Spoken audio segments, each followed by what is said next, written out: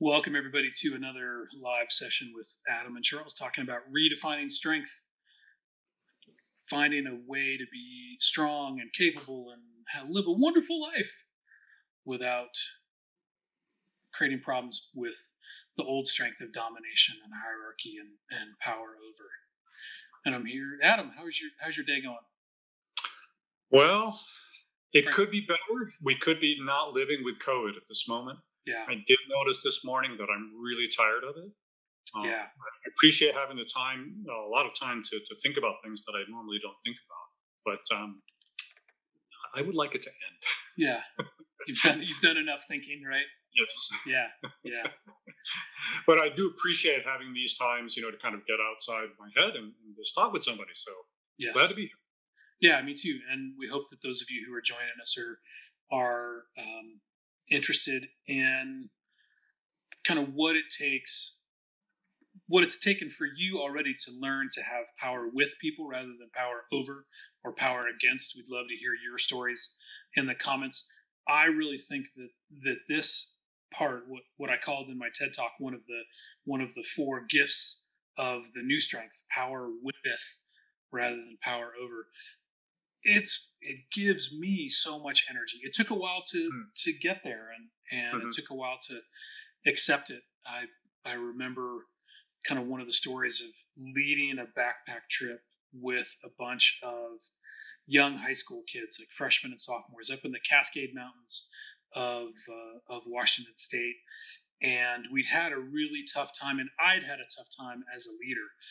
We One of the kids had to go out. I think it was a behavioral problem. They weren't fitting in, or maybe it was medical. I can't remember. So we had to leave the wilderness, put this kid in a van and send him off, and then go back, completely change our route. We went from having this wonderful 5-day route that was going to go up into the backcountry and see all these amazing things, and we had to change it to this other route where the days were going to be longer, the hiking days were going to be longer, but the amount of time we're going to get to spend out there was shorter.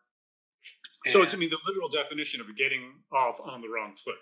yes, yeah, yeah, well put, well put. Mhm. So I've been, I'm in this story. I'm probably in my early 30s, and I'm just putting out so much energy for this group to try and make things work. So Mhm. it's coming from this really great place. Yeah. I'm putting out a lot of energy. I want things to be great. I want them to work out. I'm taking a lot of responsibility for what's going on. And at the end of the first day back on the new trail, we had, I think, like 10 miles that day or something. And I was bringing up the rear because that was my job. I had the first aid kit, blah, blah, blah. And I come into camp with the last kid, and my three strongest hikers are just kind of sitting around. They're relaxed. It's a beautiful place. There's literal. It's not. Is it heather? Maybe it's heather. Maybe it's. I can't remember. But it's like beautiful, low shrubbery, just perfect for lying in the sun. And these young 15-year-old, 16-year-old girls are just like sprawled out in the sun. And I was so cranky. I was just like, where the tents are not set up, yada yada.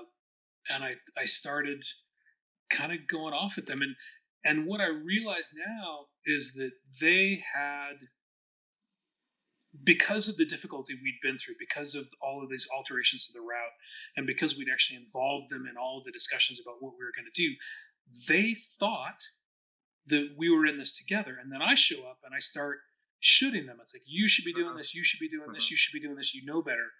And God bless them, these three young ladies had the strength and fortitude to say, Charles, it's all going to be fine. Go take off your boots, put your feet in the stream. We've got this. Dinner will be ready. And I still, it's probably 25, maybe even 30 years ago. And I still remember, Mhm. I literally had my back to the group. I'm facing the stream. I got my feet in the water. I'm like, what have I been doing? They've got this. Why am I trying to maintain my power over this group when they've shown me over the last few days that they are completely capable? Mhm. And they were just taking a break. I didn't ask them. what they were doing. I didn't ask them what their plans were for having dinner. I didn't ask them what their plans were for getting the tent set up, and I damaged that relationship. But I mean, apparently, I had enough relationship points, as we call them, that they were able to be patient with me and say, you could tell that I was at wit's end. Like, go soak your feet. They didn't say go soak your head, but that's probably what they meant. Go soak your feet, um, and take care of yourself. Do that self care, because clearly you're not right in the head and the heart right now. So that was kind of an early experience for me of what it's like as a leader in particular, and as an adult with a bunch of kids, to set down my desire to control and have power over. I wanted things to be a certain way. I wanted the tents to be up. I wanted dinner to be ready, and to let go of that for half an hour. That's all we were talking about. Half an hour of So in the downtime. grand scheme of things, that it didn't matter. No, no, But the in dinner that night was moment, awesome. Yeah, there was something that triggered you. something had triggered me. Yeah. I felt like, my basic needs weren't going to get met for food and rest. I was tired. It would have been a long day. Yada yada yada. And like I said, so instead of being curious and asking questions, or even just being human, like, hey, how's everybody doing? I haven't seen you for the last 3 miles. How are you? Yeah. What do you think of Yeah. this campsite? What are Mhm. the plans for dinner and setting up the tents? Is there anything I can do to help? Right. I didn't do that. I was like, meh, meh, meh, meh, meh. So that that style of power over, it's very Mhm. familiar, right? It's like it's Mhm. hierarchical. We see it in the military. We see it in most families. We see it in the way older siblings treat younger siblings. We see it the way bosses treat subordinates. The idea that it's my way or the highway. Um, Yep. yep. But That in this particular case, you had the best of intentions, did you not? Sure, but I was using the wrong. I was using the old tools, right? Yeah. I was trying to make sure everybody was safe and fed and had a place to sleep, but I went about it in a way that damaged relationship rather than building. I mean, it ended up being great, but Right. because I learned from it, and Mhm. because those young ladies were too strong to accede to my stupid power over techniques.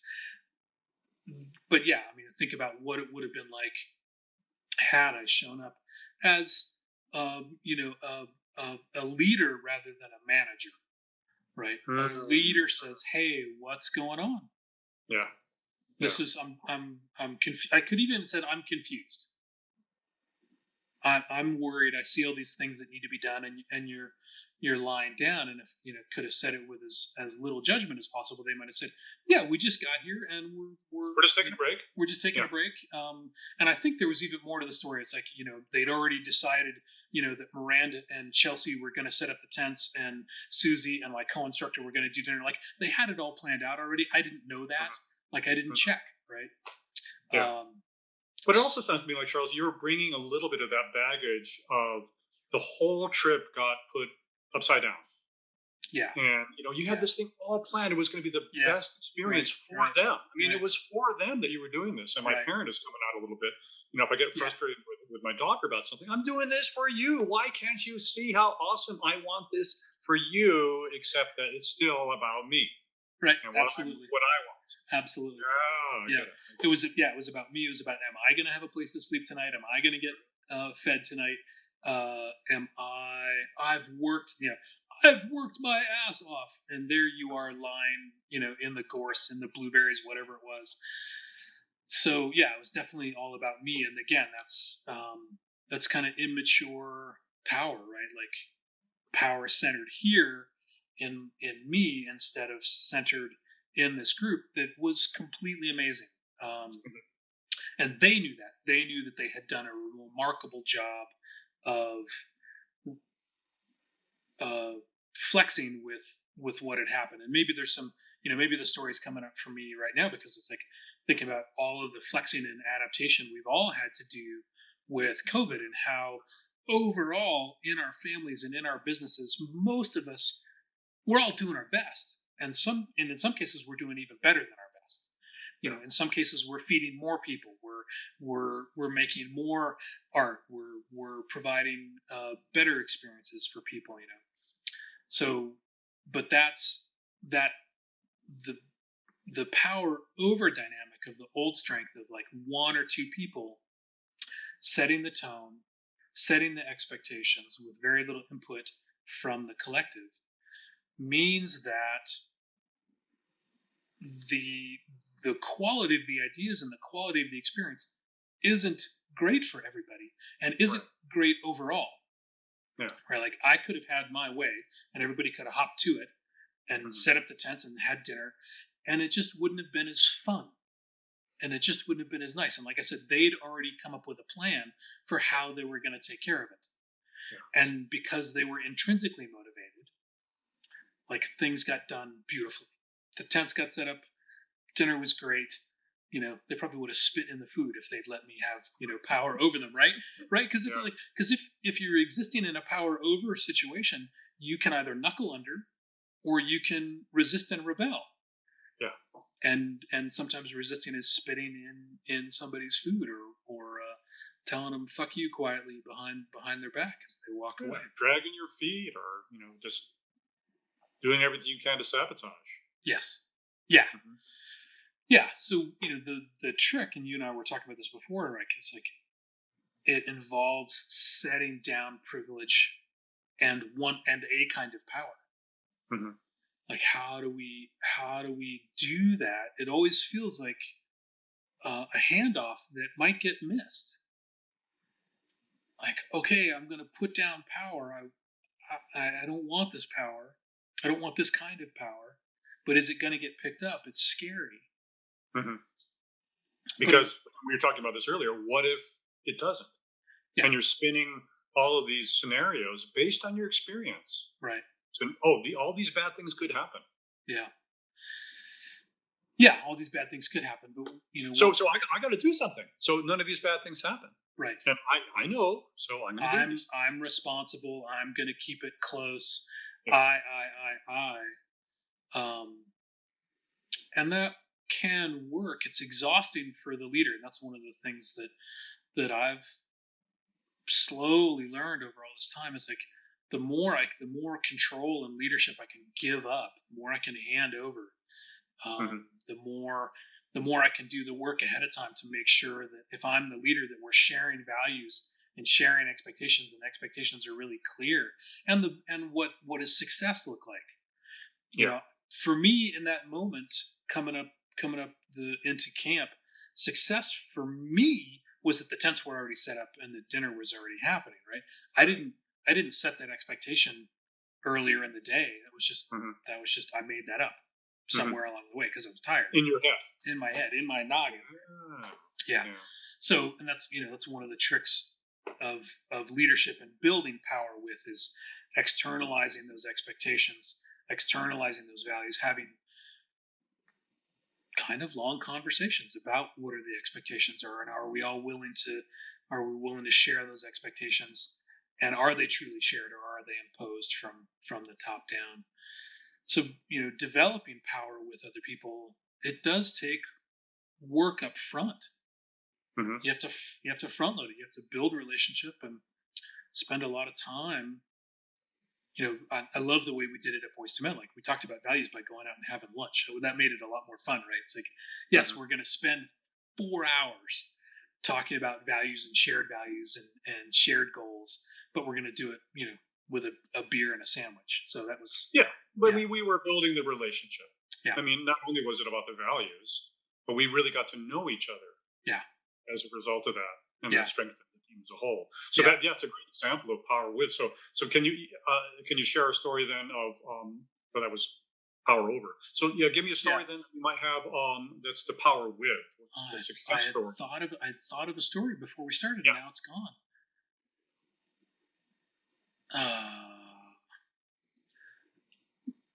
This is a little this is a story about a really different kind of sharing power, and it's about kind of restorative justice. It's you and I shared you and I went through this together again at Boys to Men. Some young men disappointed us by breaking some of the rules at this weekend camp we were running, and we could have used power over. We could have thrown them out of the weekend. Sure. And picked up the phone, called the parents, sent them off the mountain. Yep, we could have done that. We could have called the cops. I think there was probably something there that violated some laws. We could have created a bunch of consequences for those kids to show them to should make it really clear that what they did was wrong. Right? That's what consequences are supposed to do. Rub their nose in it. Rub their nose in it. Mm-hmm. And instead, what we ended up doing was bringing them into a room and just told them how we felt about what we had discovered in this really calm. Well, it wasn't entirely calm. Some of it was emotional. Like I expressed my distress, and other adults there also expressed their distress about the trust that we had given these young men. These were student leaders. These were peer leaders.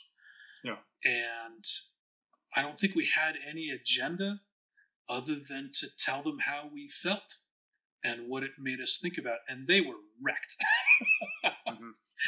They were crying. They were upset to hear what their choices what distress their choices had caused for us.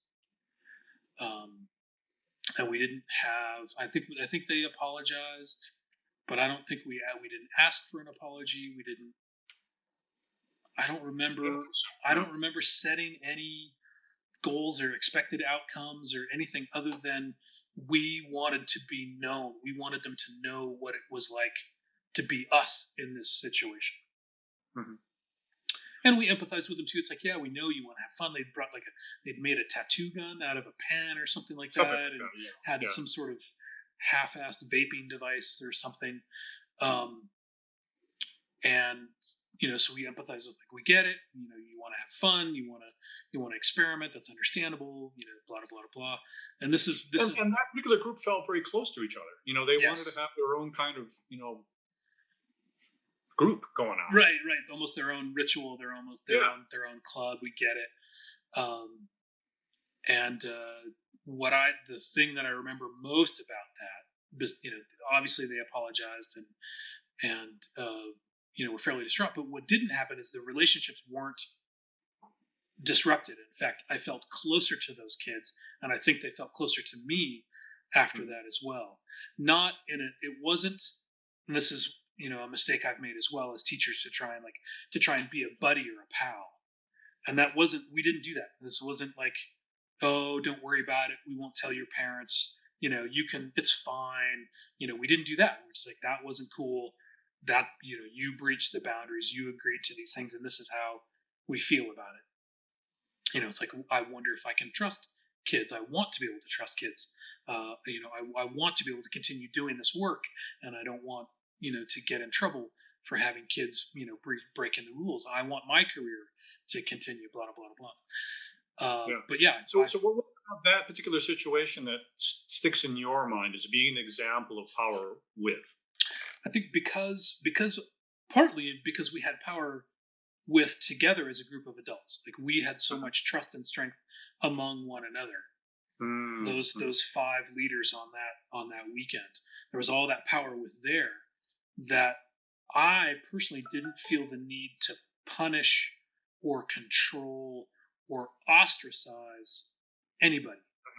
That I could build understanding with these perpetrators, with these bad kids, and actually share power with them, because I didn't expect them to do anything. There was nothing for them to do. Right.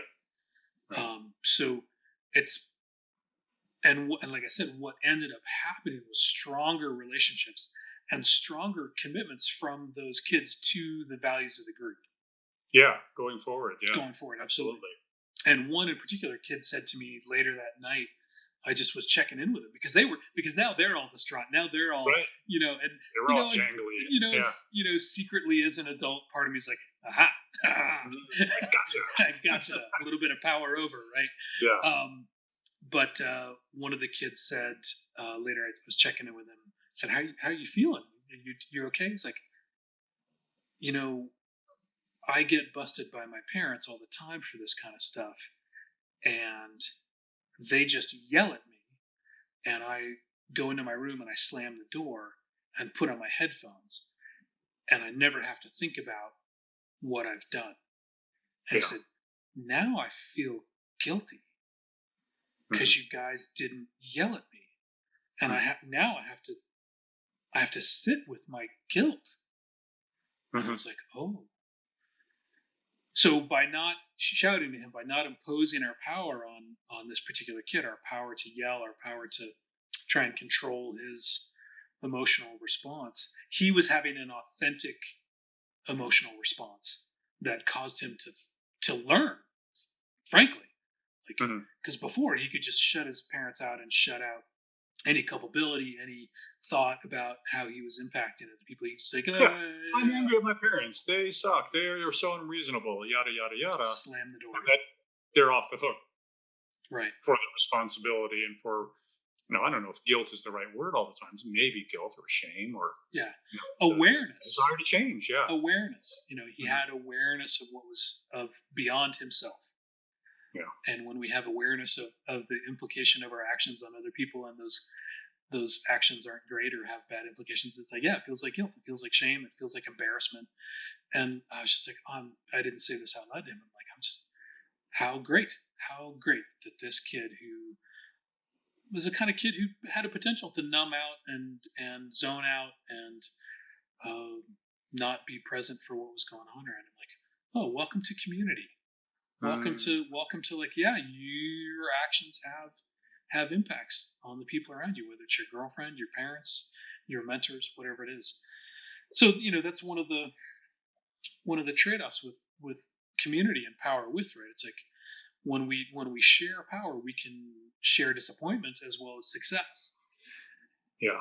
And that can be really challenging, but it's, again, because of the power that we had shared as a group of adults, that disappointment that we shared, and now sharing it with these boys, now it's all of us. Nobody's left out. Now we're still all together. Our fundamental psychological need for belonging and safety is maintained, and that need for control or power, which is also a fundamental need. I think it's, what's really fundamental about that need is just safety, right? Just like, I need a little bit of control to keep myself safe. But because we said everybody's safe here, nobody's going to get ostracized, nobody's going to get yelled at, we're all in this together. Learning and growth came out of it rather than division and friction. And think about what we would have felt like as adults if we'd yelled at those kids. We would have felt momentarily powerful, momentarily a little bit of a little frisson of adrenaline. Yeah, well, we would have released, some of that anger and the feeling out on those boys. Yeah, and we did get to release it. But we just didn't. We did it in a way that didn't ask them to do anything about it, or we didn't have to yell at them. We're just like, this is what I'm feeling. Very clean. Yeah. Very clean. So this is just, it's not exactly a great explanation of the difference between power over and power with, but it gets to the feeling, and this is what I was saying to you before we started recording, right? It's like, I've studied nonviolence and I've studied nonviolent communication and all this stuff, and I don't have a great academic or intellectual way to talk about this, but what I've experienced over these 35 years of working with kids and young people is this feeling of what it feels like to be together and in power with. And I'm no longer, I know what it feels like as well to have power over. Yeah. Did that plenty of that. Yelled at kids in my classroom. Got called into my department chair's office more than once for making kids cry. It doesn't work for me. And I've tried to do power over as a leader with adults. That ends up not working. I don't get what I want. I don't get what I want when I try and impose power over. Seems like I'm getting. Maybe I'm just bad at it. Maybe I'm just really bad at power over, and that's why I don't like it anymore. But what I feel when I'm in power with relationships, I feel excited. It's fun because in power with, surprises happen. Like, oh, you guys have a plan for setting up the tents and having dinner done, and I get to just put my feet in the stream. Awesome. Yeah. Right. Yeah. Or you came up with a completely different way to present a new program to the school district. Fantastic! I never would have done it that way. That's great. So fun and surprise, seeing new things that need for kind of novelty and change always gets met. And like I said, my need for safety also gets met because when I'm doing power over, I end up feeling alone, and I don't like feeling alone. Even when I have power, like I have the power to fire somebody, I have the power to give them a bad review, I have a power to make them do things that they don't want to do. None of that replaces for me anymore the power of feeling engaged with others in purposeful, interesting work and play. And now I just remembered the other story that I was going to tell, but we've been talking about. Save that one for next time. We'll save that one for next time. Yeah. So let's wrap things up here. So for the men that are listening, certainly we invite them all to share their own stories of either power with and power over, and just a quick homework that they might be able to do, or a little experiment. What can they take away to try on their own? This idea of power with what's this construct that they can try? Any ideas? Any hints? Yeah, I think the first step is always self-awareness, right? It's like when you wield power, when I wield power, what is it that I want? What is it that I want? Okay. What is it that I want? And kind of keep digging down into that, because it's, if you're a boss, you might want performance, or you might want sales, or adherence to the dress code, or whatever it is. And it's like, okay, now drill down a little bit deeper than that. What is a little bit deeper than that? I want my business to be successful.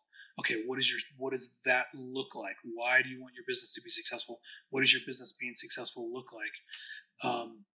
And it'll probably end up being one of those 5 basic psychological needs: control, freedom, safety, fun, belonging.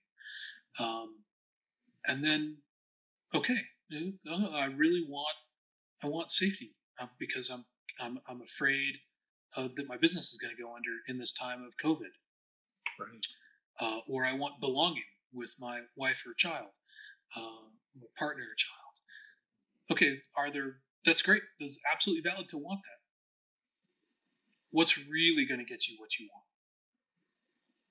We know there's all kinds of statistics in business about how much less shrinkage and fraud there is when we involve our employees in the management decisions, when we create a collective sense of ownership and power with. We know what it's like to build strong relationships with our partners, where we involve everybody in the decisions. It's like one of the places where partners, one of the main places that partners have arguments is in finances, right? And one of the things that Kelly and I have done is now we share control over the finances by using an accounting program that we look at every week. So we built power together. For a while, Kelly was really nervous about our finances, and kept it really close. And I was fine with that. And then I'm like, you know what? I'm not fine with that, because I don't have the power to make decisions. And now you're set up, Kelly, as the person to tell me not to buy things. And now that we do it together, I know how much money is in the adult beverages So bucket. you're sharing the responsibility. Sharing the So responsibility. therefore, you're sharing the stress and tension part of it, but then Yep, you're also sharing the joy and excitement that comes out of, hey, look at what we did absolutely. together. Yes, and I don't resent. It's like I'm not buying any alcohol or wine right now during this Hmm. time of shrunken finances. Yeah, That's our collective choice, right. Not just hers, not just it's hers. ours. Right. And Kelly doesn't Yeah. drink, so it would be like it would be Kelly telling me that I can't have wine. Hmm. And now it's like, nope, that's not the story. The story is that we're choosing to put our money into, frankly, like building the business. Like, what would I rather spend my money on? Hmm. Anyway, so yeah, that self-awareness, and then think about how are you really going to get what you really want, and can you share the next step of the self-awareness is, can you share that with your employees, with your kid, with your partner? This is what I really want. What I really want is safety. What I really want is belonging. What I really want is fun, whatever it is. And then Yeah. how can we do this together? How can we do this together? What do you really want? Yeah. Yeah. Yeah. Yeah. Awesome. Thanks so much for explaining it. Yeah, I got a Yeah. much better sense for how that's working, and there's definitely some more work for me to do on that. Oh, Figure out a little bit about that for my own life. So I'll have to save that for another discussion. yeah. Hey, thanks everybody for listening. And like, this is a place for collaboration. As that Adam said, let's as much as you can share your stories about power over and power. With there any questions you have, this is going to be a much richer conversation. We're not just Adam and Charles. We are a community of men working on creating a better world. Absolutely. No small task. Yeah.